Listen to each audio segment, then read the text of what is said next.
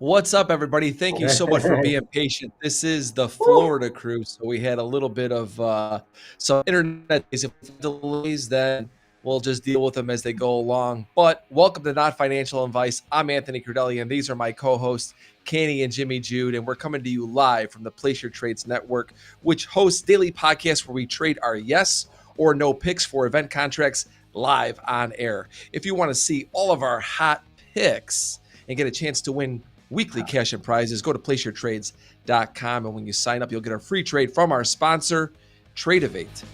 In order to claim your free trade, you must open your Tradeovate account on placeyourtrades.com. Plus, we've got some awesome things coming up in the coming week that in order to participate in them, you have to be on our email list. Boys, we made it. We're in Florida. Well, you're not yet, Tommy. You're coming tomorrow, right? Or Tuesday, Wednesday. Wednesday, technically. See, this is why me and Jimmy look so good even through a hurricane, right, Jimmy? No matter what happens, we look fresh, baby. Unbelievable. I'm telling you, dude. You know what? The best part of about this hurricane was that like it was cool after it left us. Normally when hurricanes blaze through and you lose power, you just like sweat and like hang out in your house and it's 100 degrees and it's just brutal. But this one was like a cool breeze afterwards. Like, you might, it was brutal, but the cool breeze, I appreciated that. And now the weather's like perfect here. Although unfortunately, some people in our area really got crushed, and we're thinking about those people, believe me. So let's talk markets. That's what we're here for. We're adding a couple things, everybody, this week that's new to the show. Number one, we're going to add a Canny rant, because who doesn't love to watch Canny rant? And we're going to see what Jimmy's looking at through those glasses, baby. And at the end, we're going to go to what the hair would do. Today, I'm actually going to share some of my hair picks. You don't want to miss this. And I'm not going to share all of them, but most of them. It'll get you going and get you started. And at the end, of course, we're going to make picks when we log into Tradeovate. And we're going to make some picks tonight because obviously a wild day. For you guys, I don't know. I talked about this morning on Twitter. I got some pushback too. It was funny, I said you don't want to fade gap ups on opening first day of the month, first day of the quarter. And Tommy, you weren't in the pit like me and Jimmy were, but one of the things that we learned in the pit, and I would say one of the few things really that I keep with me to this day from, I would say, not really a technical aspect, but just from understanding order flow. First day of the month, last day of the month, they're just one-way kind of trains. And I know you're beat them follow price, so you know that better than anybody, right? But we saw that, baby. Yeah, and today I only took longs in pretty much everything. Actually had a pretty decent day for me. Traded some yes or no contracts. Canny, I did take Merritt's trade this morning on the 83 crude. I waited for him to come down, and I took Julia's trade last night, and I added to it this morning. So good work, PYT team, with that. But, maybe we'll just go to the other side of that, and then I covered when it was tucked under 83. I just said good enough for me, and I covered it off. So I made 5 points or so. So I was like, all right, that's a win. I faded Merritt, and that's a win. Well, before we get into your rant, let's go. I mean, Jimmy, real quick, you've seen a ton. Today was one of those days where it kind of takes the short believers and it questions how committed they really are. What did you think about today? Yeah. Well, today was one of those where they grab you by the short and curlies and they squeeze you. If you're short and you have conviction, you have to be able to withstand these type of days. And what was today, why did today happen? You know what I mean? There's some really strange, reasons behind, as anyone could explain today's rally. But you know what? Today's one of those moments where even in the most bearish, setups, you're going to get these. And these are more violent than the grind down. So, this is just like part of the process when you're in a bear market, and you're looking for, whether we're going lower or whether we're going to turn here. But today was just one of those days. These happen, Tommy, what'd you think about today? Do you look at the first day of the month, first day of the quarter? as a day where maybe technicals don't matter as much. It's kind of one of the things that I look at. I know you're dumb follow price always, but what did you think about today? Well, I mean, typically the first day of the month, first 2 days of the month, and especially the first 2 days of the quarter, historically, I mean, there's statistics on it. They're historically strong days. So huge downtrend. We're in a dead downtrend. I'm in cash. I'm not doing anything. So am I upset that I missed this? No, I intentionally missed it. I mean, I nibbled a little bit doing a couple of scalps and made a few bucks, but in general, I mean, historically, these types of runs, I mean, we got the shit kicked out of us the last 2 days of the quarter. So the logic of there being something coming on the other side of that, the 1st of October was, you know, the first of the quarter was pretty obvious to me. Not, you know, but I stay out of the way because in a heavy downtrend, 1 day doesn't change anything. I've also missed the last 25%. So I'm okay missing this little blip up. Until something tells me that the trend is changing, I'll avoid these days and stick with my guns.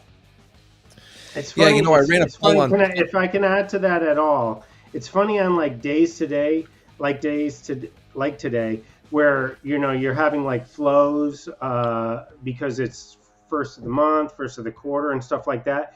People start like making more inferences about exactly what this movement was about. You know what I mean? Was this like, oh, geez, what? And it may just be about anything more than just flows of, you know what I mean, like that happen intra-month and at the beginning of the quarter. So you have to be careful about drawing too much on a 1 day move like today. And I agree with you, Tom.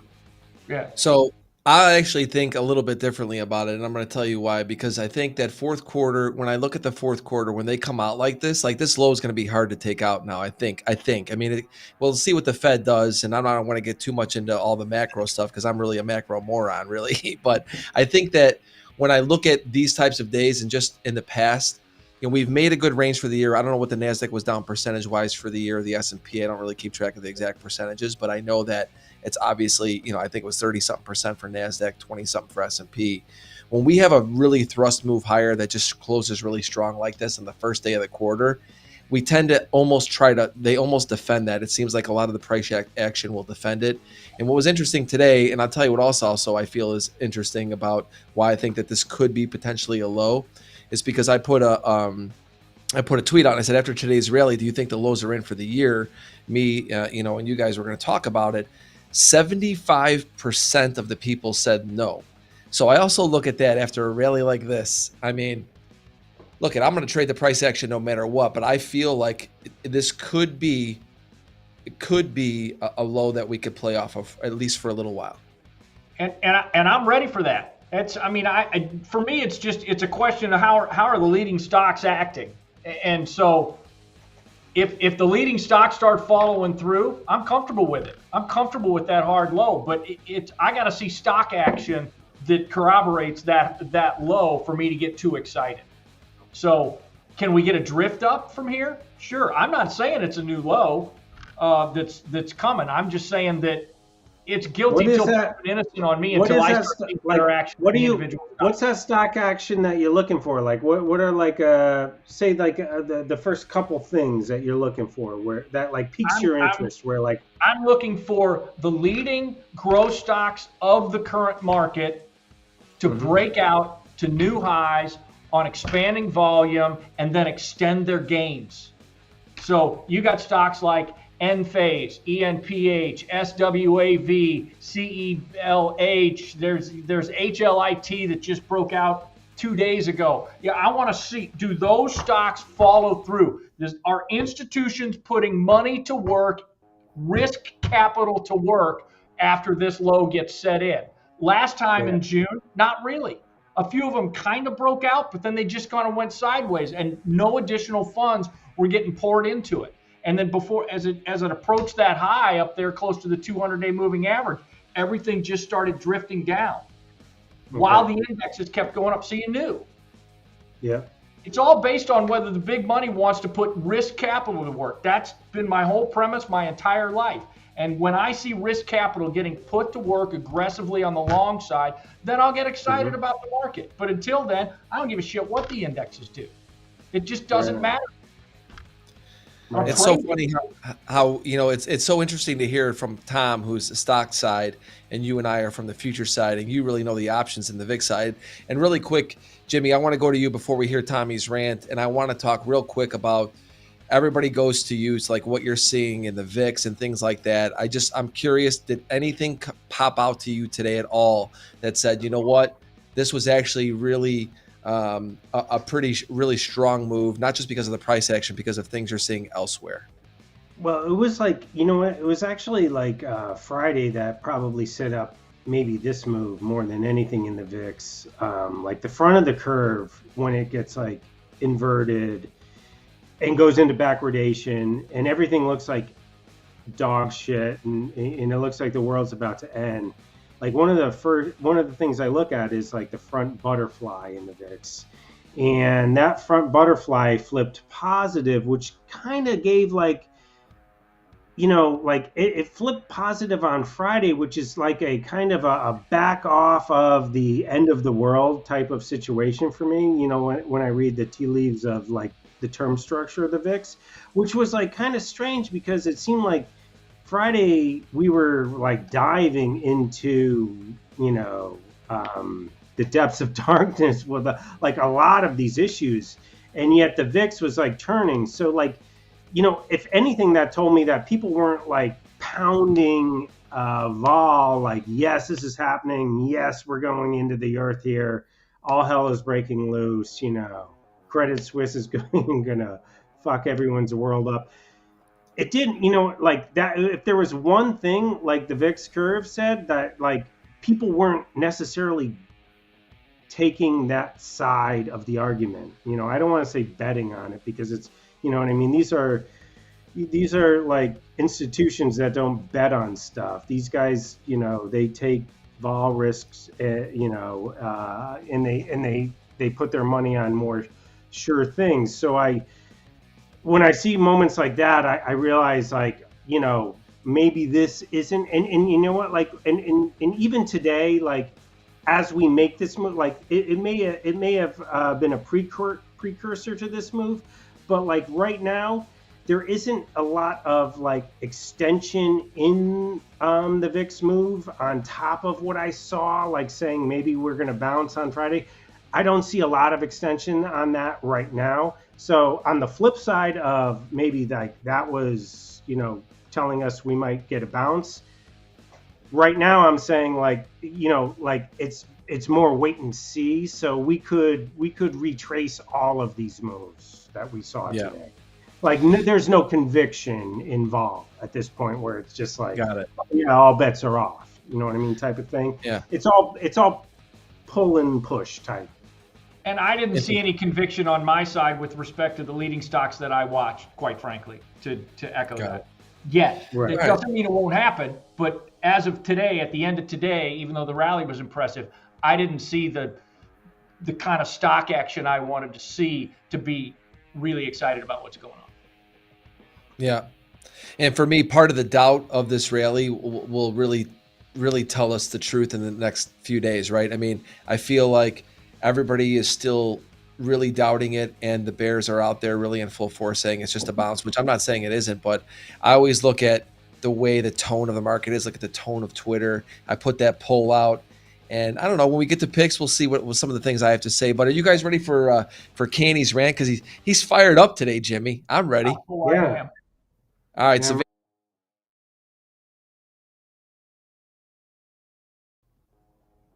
all right, so here's what I want to say. There are hundreds of ways to trade, right? Hundreds of ways to trade and trade successfully with edge. My message, because there's a message and then there's a rant behind the message. My message is to be really good at one thing. Find that method that fits you, fits your personality and whatever, and then focus on that specific strategy. Narrow it down to its smallest portion. I mean, this goes down, Merritt made a great point earlier this morning. He said, make the choice to win, which I thought was just a beautiful statement. Most of the great traders that I'm aware of on Twitter and in history had one specific strategy that they were always pursuing.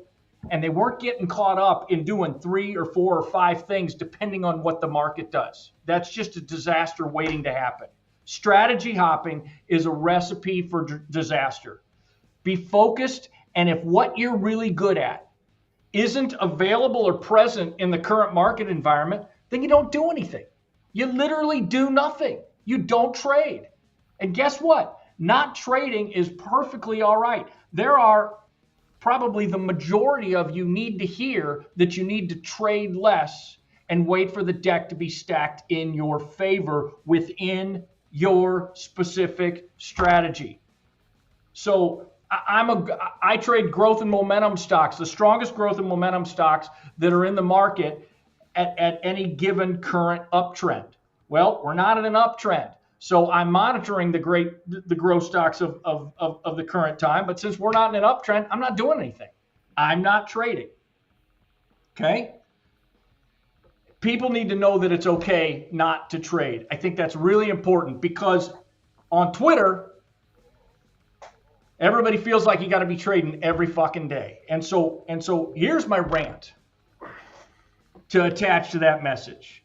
The clown circus out there that feels like their way to trade is the best way to trade and it's the only way to trade, and they want to jump on other people's threads and on other people's feeds who are trying to do good and trying to send out some sort of positive message to encourage people. I'll use my thread as an example. I often in the past 4 or 5 or 6 months have said, hey, it's okay not to trade here. Hey, there's nothing to do here. The market sucks ass, because we're long traders. So the market sucks for long trading. And then I get these jackasses that want to come on my thread and say, oh, I had the best month I've had trading E-mini futures to the short side. Why don't you learn how to do that? Well, you know what? I don't do that. That's not my skill set.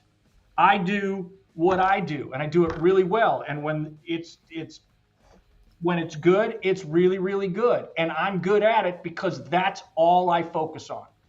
So my rant is to this people on FinTwit that aren't helping anybody, who only want to jump on threads and pump their own fucking tires and stroke themselves about how great they are. The first thing that it says to me is, you're probably not that good. You just need to hear yourself talk, and you're needy and you're looking for attention.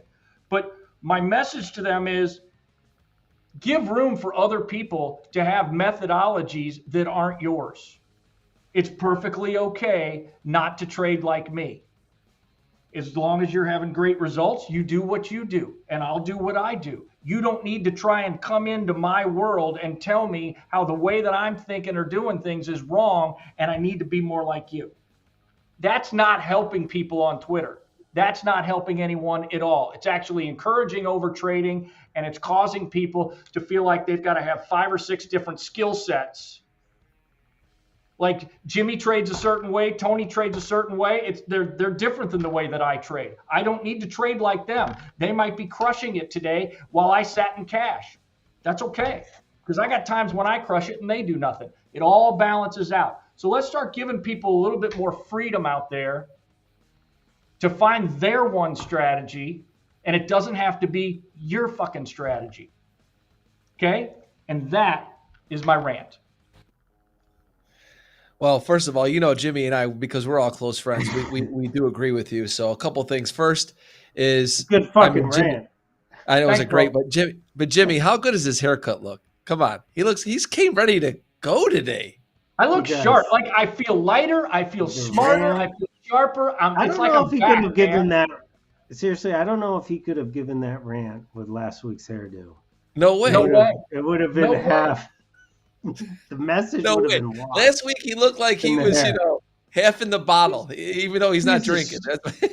Right. But you know what? The only thing that would make me look better is to have a fucking tan. Seriously, brother, hair aside, that's a great fucking rant, and I think about that all the time. And you know what? Like, a lot of people don't. I've had like some like the greatest experience that I ever had was I went to a prop firm where there was like 100 of us, and they were all really solid traders, and we all like, and the dude that was the head of the prop firm like made us, like his big thing was that we all communicated together. We all like, you know, like talked about each other's, like how we made money, how we didn't make money, and how we had different styles and everything. And like the end product was like, when we all walked away from it, it was like, hey man, everyone has, it's like a Rorschach exam. Everyone has like a different way they like look at the market and the way they play it. Yeah. Like it, you know what I mean? And I do see exactly what you're talking about on FinTwit, where motherfuckers are like, hey, you know, like if you're looking at this, you're a fucking moron. Or if you're doing this, you're fucking old. Or you're like, dude, you know what I mean? Like that's fucking bullshit, because it's like, you know, hone in on your skill, hone in on what makes you right. It doesn't have to be everyone else's, and it can be that little fucking thing. That's what I've done my entire career. I find that little fucking thing, and then I pound the living shit out of it with size. Most people find that little fucking thing and they dance around it and nibble at the edges, and then when it goes away, they're like, "Oh motherfucker, you know, I should have fucking pounded that thing." Like that's what trading is all about. When you know, you're going to go from little thing to little thing.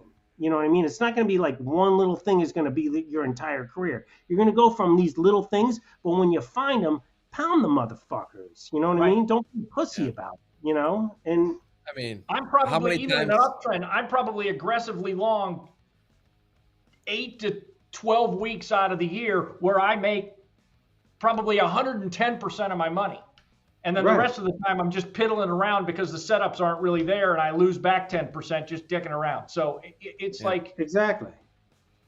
I mean, how many times on Twitter, if people have followed me for years, I've always said you make money in moments, because those moments that you know when things are lined up for you is when you take advantage of it. Period. Right. And you know, I want to move on to what is the new segment, another new segment of this week, and that's going to be, what do we see? What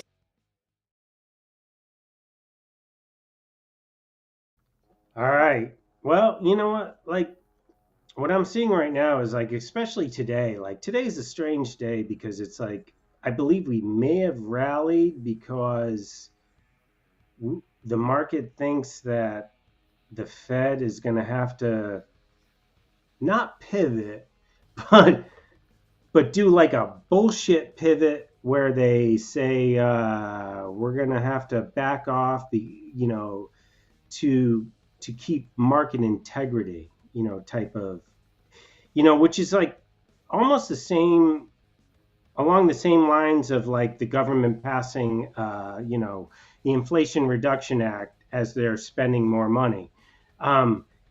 It's going to be sold to us, and I believe that's what this rally is about. I don't know if it's legit or not. You know what I mean? I don't know if that narrative can stick, that, you know, like, you know, the market's rallying now because the Fed is so close to breaking something that they're going to have to back off. I feel like that might be like where we are right now, which is a very tenuous situation to be in. It's not necessarily like, you know, hey, balls to the wall and like, let's take risk now. It's definitely a back and forth. On the flip side, if I was going to say anything positive about this market, and if this is going to have any legs and keep going, is I've been in this situation where, like, you know, the logical play is don't fight the Fed. You know, interest rates are rising. We have FX issues, but then everyone with that position gets tortured by the numbers coming in, by the economic numbers coming in. Today may have been that like first salvo where these people start getting tortured from the numbers. The torture of the data is like one of the worst things that can happen to a person with a logical position, but it can happen. So that's the one thing that I, you know, if you want to put on, is watch these numbers slowly drip in. We have non-farm payrolls on Friday. We have ISM services, which is one of those sticky inflation quotients that people are looking at. But what, be careful of these numbers starting to torture the logical participants in this market. It happens. And I'm not so sure whether or not these are one of the, those moments, or whether or not this is just, a respite to the full on, fuck fest. I'm not sure. These are fluid markets, fluid times. And this is not like, it's really not like the last 5 years where you could just put it in cruise control. No, you have to watch every number. Like every single day, we're going to have economic releases out. You have to watch those economic releases. You have to watch them for growth. You have to watch them for slowdown. You have to watch them for, prices paid. You know what I mean? This is like trading in the late 90s. This is the real deal, where you have to be, somewhat of a macro economist while you're trading, because these drivers are there for you. And that's what I got through the lenses this week. So a couple of things. First of all, Canny, hey, I got to tell you, how much smarter do I look with these on? Holy smokes. I got my Harry Potters that I can't see what Jimmy sees, but I tell you what, I think I look pretty good in these, Jimmy. Not as good as you though, but I'm going to tell you a couple things. First of all, I love what Jimmy has to say every week. And, I know a lot of this, what we're talking about is around these event-based contracts. And I think that when we have a directional idea, like for me today, I just did some longs in the S&P. I did some in Russell. The NASDAQ I didn't take. I just wasn't really kind of even almost in the mood for them in a sense, where I was just too much volatility. And I looked across the market and I said, I want to be long, but I'm going to just be small. And I kind of like these event-based contracts. And I think that, just to kind of tie this in what Jimmy is talking about, when you have these fluid markets sometimes, and we all know this, a lot of us here are pros. Some of you here are brand new. Some of you are in the middle, right? When you have a directional idea, event-based contracts are really great for that. And I tell you what, we've all been trading them. I know, Jimmy, you haven't yet, but I know me and Canny have. No, I have. Oh, you have? You got them? You're going now? Nice. No, I started trading them last night. I actually took the over on 3,600 when you guys were like fucking around. Yeah. And then I fucked myself and took the under on 3650s. You know what I mean? Which is like exactly the way you trade, right? You know what I mean? You make one good trade and then you like get cocky and you're like, oh yeah, I got this, and you fuck yourself. But the great thing about these things, it's a great way to play the wings and the teenies, because the teenies and the wings are super cheap in the morning, but this market's moving where you're getting into them. You know what I mean? Yeah, there's exactly. A lot of risk and reward for these things. Like all these 3,700, they were trading cheap this morning, super fucking cheap. Yeah, and that could have been the 3650s under $7. Yeah, right. All right. Well, let's change pace a little bit. Let's see what the hair would do.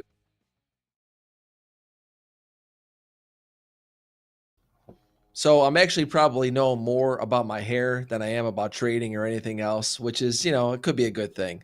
So I'm going to give you gentlemen out there, maybe some of the women listening to, a tip. First thing you need to have, the first thing is a blow dryer. Why do you need to have a blow dryer? Well, see, everybody thinks that they should be putting product in their hair when it's wet. Most of these men do. I see these guys, they put the product in their hair. It looks wet and crunchy. You've got no flow, man. Women don't want to see you with that wet hair and all that crap in it. You got to blow dry it first, and then you can mold it into what you want. This is what I learned really early on. Now, also, get yourself a styling brush. This is a Paul Mitchell brush. I've got probably about a dozen of these. I've got one in my car, one in my office, one in my locker at my club, and every bathroom in my house, because you never know when you need a brush. And also, everyone's been wondering what product I'm going to be using, what I am using. Once again, guys, women don't want your hair to be crunchy. They want it to be pliable, right? So I use this product right here by Redken. Redken, email me or text me on Twitter. We could maybe work something out. And I use the Maneuver Cream Pomade. And then you touch it up with just a little light hairspray. And to me, that's how you get the perfect hairdo. Going forward, I'll probably talk a little bit more about markets, but this week's is just about what the hair would do. Beautiful. You're trying to tell me that women can run their fingers through your hair. Look at this. You're out of your fucking mind. I'll sell that option every day. Come on, man. Jimmy, I grew my hair out just to see if I could pull this off. And after last week, looking at us side by side and realizing I'm fucked, I can't do this. That's what drove me to get my hair cut. Because it's like, I gotta go with what works for me because I can't pull that shit off. That's unbelievable. Is that pompadour like you can run your hair? Look at it, your fingers Jimmy. You come on, man. No, you're patting it down. I don't want to ruin it for the next one. It's different than running the fingers through, brother. Come on. All right. I patted the pompadour. Let's do some picks. Let's do some picks.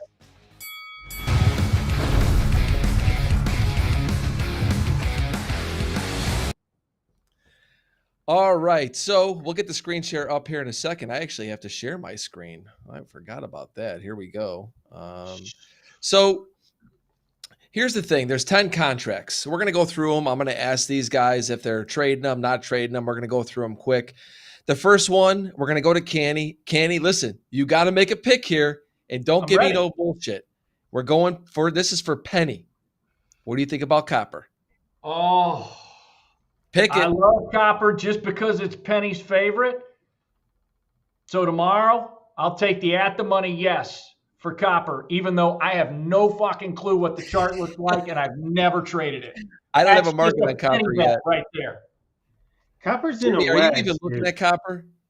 Yeah, copper's in a wedge that, like, I mean, I feel like, 650 might be a stretch. If it pops up to 650 or 655, I'll start like probing the under because I feel like that's like the upper part of the wedge, and I'll start looking for the downside.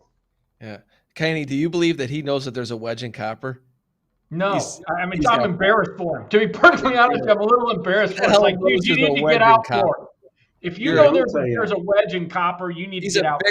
He's a bigger nerd than we thought. All right, Silver. Silver, let's go to you, Jimmy. Are you trading it? Let's see what the picks are. So right now, 21 bucks. Right.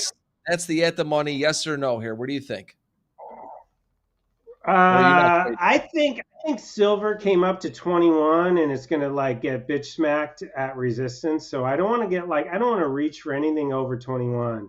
I want it to come back and around that 1950 area, and then maybe I would play like a top of the I think it's a tremendous like move on these metals, but I think like silver tops out at 2250 at the top of its channel, and I think it might like. I tell you one thing: if it comes back to 20 tomorrow, then I will start playing some upside targets for the afternoon. Yeah, but that's like seven different answers to one simple. Yeah, I know. Question. It's yes or no, dude. What was the fucking question? So I like 20, maybe if it does. No, give me the question. I'll answer the fucking question, motherfucker. Yes or no above 21 tomorrow. Hey, Canny, he needs to hit the. Yes, I'll say no. Okay, no. Here we go. Canny, no. I know what your answer is for silver. He's like, I have no idea. He's never even looked at a chart of silver. No idea. All right, let's go back to Jimmy for natural gas. Right now, natural gas, I don't have a market on it, 650. What will you be looking at tomorrow? Do you think natural gas has got any sort of yes or no in you? Above, well, you know what? Like natural gas was like 720 to 650 for like, the last couple weeks. So 650 was the bottom of the range. We broke down below it and we're back up testing it. Although the problem with natural gas is it's a fucking whore and it doesn't really matter what the technicals are. So I would be like, although I just said what I said, you know what I mean? Like 660 is resistance on this. Like it looks like a breakdown of consolidation. So I would bet the downside down to 6 even. Hey, Canny. That would mean. Look, Katie's gonna start drinking. He didn't even drink anymore. All right, let's go to something we all trade. All right, let's go. Let's end it with the NASDAQ and S&P. Let's make some quick yes or no picks, and let's move on from it. So right now, NASDAQ is 11,300. NASDAQ right now. What are you looking at, NASDAQ, Canny? I like the Russell better than the NASDAQ right now on the long side. I like the pin action and the Russell way better off of this low. It didn't make a fresh low, whereas the NASDAQ and the S&P both did. So, I'm telling horse. Yeah, my pick, just for horse. My pick, I like the Russell long for tomorrow at what is that? 1725. 1720 or 1710. I'll take the yes on 1725. I might even flirt if there's weakness early. I might even flirt with the 1750s yes also if it's priced right. That's my call for the day. Jimmy, Russell. I think the Russell tops out at 1730, and I'll take. When it gets up there, I'll bet the downside. Got it. All right, let's go to NASDAQ, and then we'll end with S&P. That's the one I'm taking. So NASDAQ to me right now, 11.3. I don't know what you guys think here. We'll go back to you, Canny. 11.3 in NASDAQ. We're at the money. I'm fine with a yes on 11.3 on the NASDAQ for tomorrow. Listen, the trend is down, but we're just talking about what's going to happen tomorrow, Tony. Yeah. So I'm a yes at 11.3. I don't like its behavior, but it'll probably run up in spirit with everybody else as the Dow leads us, which is a joke. All right, Canny, hold your breath right now. Let's see if you could make it by the time Jimmy answers what he's going to do for NASDAQ. Ready? Go, Jimmy. You know what? NASDAQ is your market, motherfucker. What do you think? Like that's your fucking backyard. Like I could play in your backyard, but like that's where all the Italians from the south side of Chicago play. It's a lot of Irish. That's your fucking thing. Talk to me. I'm going to tell you that NASDAQ to me is the one that at this price right here, I will watch tomorrow's open, and I'm going to go to my boy Pax because I lean on him. If the opening range is the low of the day, I will take the yeses in NASDAQ wherever we are at the money. Tonight, I don't know. Final one, S&P, something we all trade. To 3,700, this area is big. I'll go first before I get to you two. To me, same scenario tomorrow morning. I will take the yeses at the money. I mean, I'm not making them tonight because for me, I have to see what we do on this big rally. If anything, I like the 3,700 yes for tomorrow. Maybe I'll nibble on it later, but at the same token, I want to see what it does tomorrow. I will be looking at any yeses on the open tomorrow morning in S&P. I'm bullish. I'd love to see a soft pull back to that 36.75 consolidation area. And at that point, if I can get a good price on the 3,700s, I'm right with you. Yeah. All right, Jimmy, we am with you today.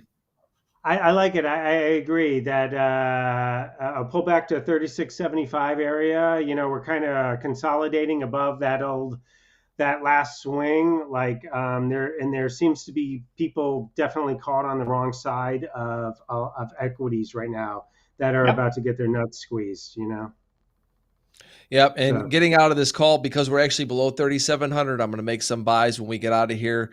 Some yeses. I like anything around $8-9 tonight. I will be taking the yeses. Everybody, follow us at Place Your Trades. All these trades today were done on Tradeovate. Tradeovate is the sponsor. Subscribe if you like the show. Make sure you don't miss an episode. We're on here next Monday night. And also go to placeyourtrades.com to get your free trade on Tradeovate. That's a wrap. See you guys next week. Peace. Peace.